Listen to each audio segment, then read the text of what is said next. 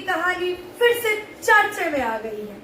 जी हाँ, आए भी क्यों ना, क्योंकि आलोक मौर्य ने जितना भी एलिगेशन अपनी ही मैडम साहिबा एसडीएम ज्योति मौर्य पे लगाए थे, सारे एलिगेशन के साथ उन्होंने केस वापस जो ले लिए। इधर आलोक मौर्य यू टर्न क्या ले लिए, ज्योति मौर्य के सपोर्टर तो ऐसे उछलने लगे हैं, ना जाने उनके हाथ कितने बड़े लड्डू लगी हो। फिलहाल आलोक मौर्य ने ऐसा क्यों किया, इतना बड़ा स्टेप कैसे उठाया, आखिर उसके ऊपर कोई दबाव थी, आखिर क्या ऐसी परिस्थिति आई, इस पे हम बात करेंगे। फिलहाल नमस्ते प्रणाम, मैं प्रियंका झा, मिथिला की बेटी, बिहार की बेटी। ज्योति मौर्य और आलोक मौर्य की कहानी में कुछ लोग आलोक मौर्य को सपोर्ट कर रहे थे तो कुछ लोग ज्योति मौर्य को सपोर्ट कर रहे थे। हालांकि सपोर्ट तो आलोक मौर्य को ही मिल रहा था ज्यादा। यहाँ जो ज्योति मौर्य को सपोर्ट करने वाले लोग हैं, इधर आलोक मौर्य ने यू टर्न क्या ले लिया, वो लोग तो नाचने लगे। फिलहाल तो मैं उनको इतना ही कहूंगी, आपकी सोच को धन्यवाद। फिलहाल हमारी बातें तो आलोक मौर्य पे होगी, क्योंकि सपोर्टर जो आलोक मौर्य के थे और थे नहीं, है भी। जी हाँ, फिलहाल आलोक मौर्य ने जो डिसीजन लिया, इसके लिए हम लोग दुखी हैं। दुखी इसलिए है क्योंकि हम लोग उनके सपोर्टर थे। हम नहीं, देश के ऐसे बहुत ऐसे गणमान्य लोग थे जिन्होंने उसको सपोर्ट किया था खुल के, लेकिन मीडिया के सामने उनको एक सेकंड भी नहीं लगा मुंह से शब्द निकालते हुए कि मैंने सारे एलिगेशन के साथ केस वापस ले लिया। उनको सोचना चाहिए था कि ये कहानी सिर्फ अब उनकी घर की नहीं, जब वो सोशल मीडिया पे सारे साक्ष्य के साथ अपनी बातों को रखे थे, सारे एविडेंस के साथ बातों को अपनी सोशल मीडिया पे रखे थे, तो सारे कुछ देखने के बाद, जानने के बाद आलोक मौर्य को लोग हर तरफ से सपोर्ट करने लगे थे। जाहिर सी बात है, जो सपोर्ट करेगा उसकी उम्मीदें होगी उससे कि भाई सत्य की जीत होगी, सत्य की जीत होगी, आलोक तुम अकेला नहीं हो, आलोक हम सभी तुम्हारे साथ हैं, भाई तुम आगे बढ़ो, तुम्हारी लड़ाई नहीं हम सब की लड़ाई है। ये लड़ाई सब अपना बना लिया था, लेकिन आलोक मौर्य ने जितना फास्ट ये डिसीजन लिया है, अपने चाहने वालों को दुखी किया है और बहुत बड़ा कहीं ना कहीं बहुत बड़ा चोट लगी है। हम इस बात को इसलिए रखने आए हैं क्योंकि मैंने खुल के सपोर्ट की नहीं थी, अभी तक कर रही हूँ, क्योंकि सच क्या है ना साहब, बखूबी सबको पता है। क्योंकि जब आलोक मौर्य अपनी बात को मीडिया में आकर के रखे थे तो उन्होंने कहा था कि जितना भी साक्ष्य, जितना एविडेंस, सारा एविडेंस के साथ हमने न्यायालय में रख दिया है, अपनी बातों को सबूत के साथ हमने हर उस सिस्टम में जाके उस न्यायालय में उस पदाधिकारी के पास अपनी बातों को रख दिया है, कितना चीज को मैंने मेल भी कर दिया है। हमें न्यायालय पे भरोसा है, हमें न्याय मिलेगी। अब आप बताइए, क्या आप नहीं जानते कि सत्य क्या है और झूठ क्या है? हम इसीलिए सपोर्ट किए थे और आप लोग भी इसीलिए सपोर्ट किए थे कि सत्य हम लोग को पता है क्या है, नहीं है, आकर के कूदने से बोलने से नहीं होता है। तो कहीं ना कहीं आलोक मौर्य जो ये स्टेप उठाए हैं, कुछ तो बात है, बात कुछ नहीं, बहुत बड़ी बात है और बहुत बड़ी जांच का विषय है। हो सकता है मे भी आलोक मौर्य के ऊपर बहुत बड़ा दबाव दिया जा रहा हो, उसको तोड़ने के लिए दबाव बनाया जा रहा हो, उसको केस वापस लेने के लिए दबाव बनाया जा रहा हो, उसको धमकी मिल रहा हो।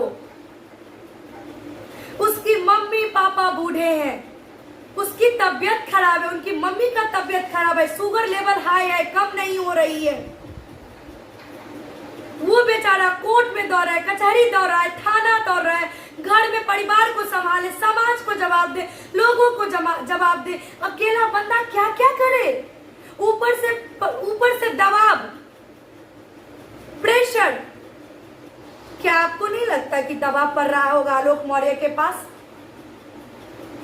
उसको तोड़ने की हर संभव प्रयास किया जा रहा होगा, आपको नहीं लग रहा है? तो कहीं ना कहीं इसमें बहुत बड़ा साजिश है, बहुत बड़ा जांच की विषय है और साजिश छुपी हुई है।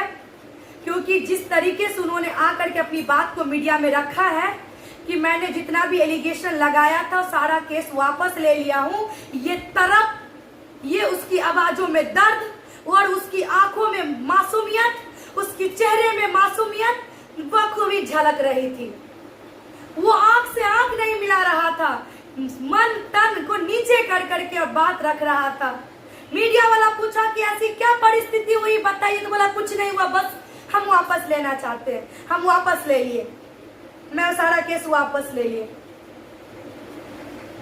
जो बंदा इतना हिम्मत करके सारी बातों को सोशल मीडिया पे रखा था, उतना ही काफी था सत्य को प्रूफ करने के लिए। लेकिन आपको पता है ना कि उसी वक्त ये फैसला हो सकती थी, यहाँ पे इस मैटर को रोका गया था, कहीं ना कहीं आपसी समझौता हो जाए, सुलझ जाए, कुछ तो हो। लेकिन ऐसा तो दिखाना था, अंदर की बातें कुछ और थी। क्योंकि आलोक मौर्य को कहीं ना कहीं उसको उलझाने की कोशिश करना था इन लोगों को, क्योंकि बहुत बड़ा सवाल सिस्टम के ऊपर लग रही थी। क्योंकि ज्योति मौर्य एक एसडीएम साहिबा, मनीष दुबे एक पदाधिकारी, और उस सब के ऊपर इतना बड़ा एलिगेशन, तो कहीं ना कहीं सिस्टम के ऊपर एलिगेशन है।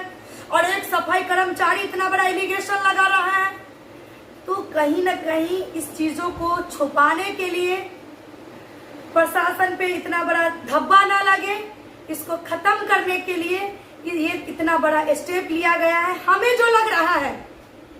क्योंकि मनीष दुबे और ज्योति मौर्य बहुत बड़ा पावरफुल साहिबा और मैडम और सर भी हैं, उनके ऊपर बड़े बड़े लोगों का हाथ भी होगा। और ये बेचारा मिडिल क्लास फैमिली का लोग बेचारे। इसीलिए हम पुरुष आयोग का मांग कर रहे थे कि इस देश में पुरुष आयोग होना चाहिए, ताकि पुरुषों की पीड़ा को भी सुनना चाहिए और सुना जाना चाहिए था। और इसीलिए आलोक मौर्य के साथ अभी भी मैं खड़ी हूं।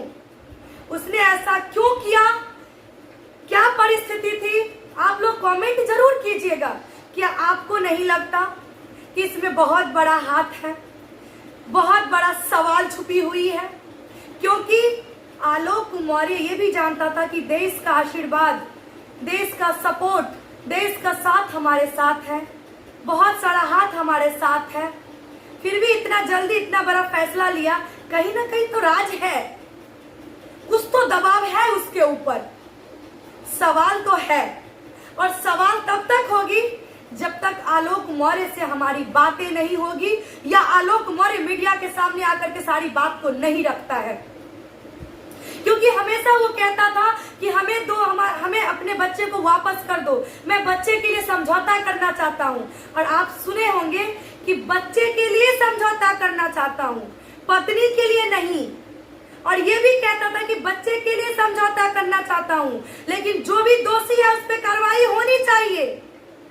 इससे स्पष्ट है, क्योंकि उम्मीद था उसको न्यायालय से कि न्यायालय हमें अपना बच्चा वापस दे दे, और ये जो मनीष दुबे और ज्योति मौर्य जो दोषी है उस पर कानूनी कार्रवाई होनी चाहिए थी। उस कानूनी कार्रवाई की वो बात कर रहा था, न कि वो समझौता की बात कर रहा था। समझौता बच्चे के लिए करना चाहता था। मैं आप सभी का कमेंट का इंतजार करूंगी। ये हमारी राय थी, आपकी राय क्या है जरूर बताइए। फिलहाल जय हिंद, जय भारत।